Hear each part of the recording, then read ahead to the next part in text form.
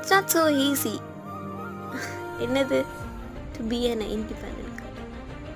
ஒரு middle class கேர்ளோட life journey நீங்கள் நினச்சதை விட, எதிர்பார்த்ததை விட,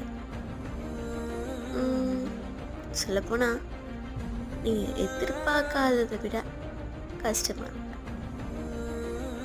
ஆமாம், இந்த சொசைட்டி சுற்றி இருக்கவங்க அக்கம் பக்கம்னு நிறைய பேர் இருக்காங்க.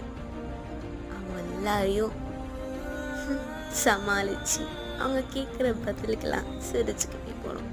சில சமயம் தோணும் எதிர்த்து பேசணும்னு.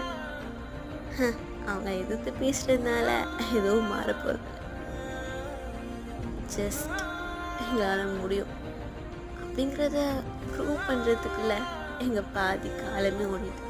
பார்ப்போம் என்ன நல்லா நடக்குதுன்னு.